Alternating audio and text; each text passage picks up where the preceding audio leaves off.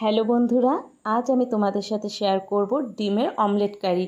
আমি কিভাবে এই রেসিপিটা তৈরি করি সেটাই তোমাদের সাথে শেয়ার করব। প্রথম থেকে শেষ পর্যন্ত দেখতে থাকো, আশা করছি এই রেসিপিটা তোমাদের খুব পছন্দ হবে। প্রথমে আমি যেই উপকরণগুলি দেব সেগুলো আমি রেডি করে রেখেছি। এদিকে মশলাও তৈরি করে নিয়েছি। চলো প্রথমে ডিমগুলি ভেজে নিই। এখানে কাঁচা পেঁয়াজ আর কাঁচা লঙ্কা দিয়ে প্রত্যেকটা ডিমগুলি ভেজে নিয়েছি। এদিকে আমার আলুও ভাজা হয়ে গেছে। এবার আমি ফোড়নে দেব শুকনো লঙ্কা, তেজপাতা আর জিরে। তারপর পেঁয়াজ দিয়ে খানিকক্ষণ নাড়াচাড়া করে যে লাল লাল হয়ে গেছে অমনি আমি মশলাগুলো দিয়ে দিয়েছি। এদিকে হলুদ, লবণ, লঙ্কার গুঁড়ো সব দিয়ে ভালো করে কষিয়ে নেব মশলাটা। তারপর ভেজে রাখা আলুগুলো মশলার ভেতর দিয়ে আবার খানিকক্ষণ নাড়িয়ে নেব।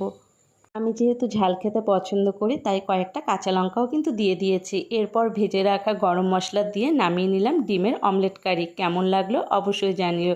ভালো